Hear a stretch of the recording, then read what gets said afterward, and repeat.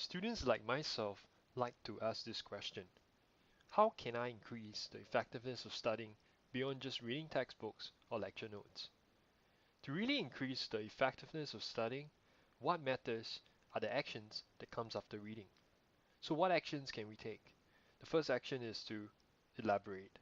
Elaborating helps transfer the material you're reading into long-term memory. Elaboration is thinking about what you're reading and giving it meaning by relating to other things that you know.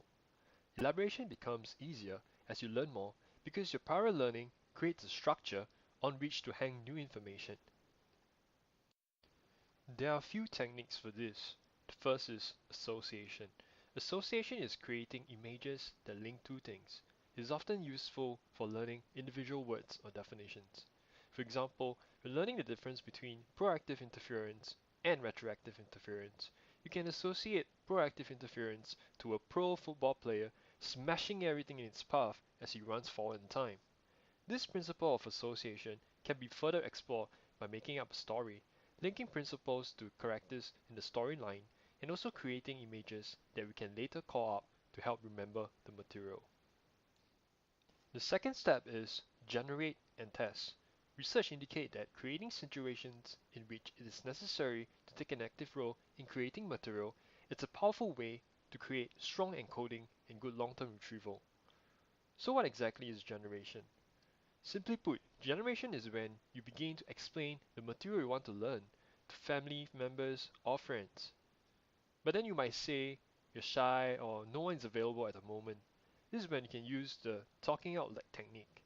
You study by explaining what you learn by talking out loud. You can even pretend you're a professor teaching a class. Testing is actually a form of generation as well because it requires active involvement with the material. The first step in studying is always reading over the material in your book or lecture notes. Research shows that following this initial reading, testing may be a more effective way to strengthen encoding and retrieval than rereading the material.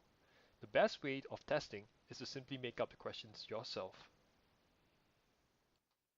Research has shown that students who read a text with the idea of making up questions did as well on an exam as students who read a text with the idea of answering questions later, and both groups did better than a group who did not create or answer questions. But if testing is so effective as mentioned, why is it not a common studying method? Research has shown that many students believe that reviewing the material is more effective than testing themselves on it. When they do test themselves, it is to determine how they are doing, not as a tool to increase learning. The third action is to organize. One way is to take notes and organize them in a way that makes sense to you. Another way is to use the organization of textbook to create an outline. It can also be achieved by making trees, which group similar facts or principles together. However you organize, creating a framework that helps relate some information to other information makes the material more meaningful and therefore strengthens encoding. The fourth action is to take breaks.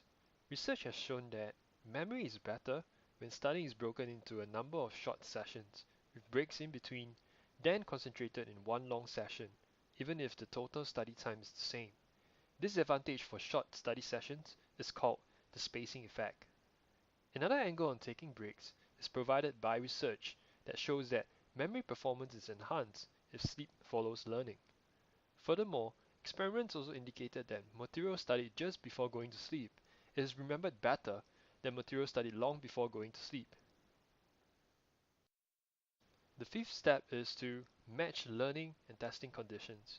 Research shows that memory should be better when study and testing conditions match as closely as possible. This is to say that if you study and take a test at the same place, your memory will work better. However, it might be impractical for you to study in the classroom or the examination hall, as they might be occupied or unavailable for studying. So what should we do? A solution to this problem is to study in a number of different places. Research has shown that people remember material better when they have learned in a number of different locations, compared to spending the same amount of time studying in one location. The use of different locations prevents learning from being associated with just one place. The last action is to avoid illusions of learning. Research shows that some study techniques favored by students may appear to be more effective than they actually are. For example, Rereading material is the predominant study method for most students. One reason for the popularity of rereading is that it can create the illusion that learning is occurring. This happens because reading and rereading material results in greater fluency. That is, repetition causes the reading to become easier and easier.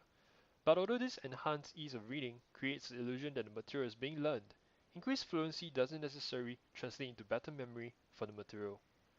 Another mechanism that creates the illusion of learning is the familiarity effect. Rereading causes the material to become familiar, so when you encounter it a second or third time, there's a tendency to interpret this familiarity as indicating that you know the material.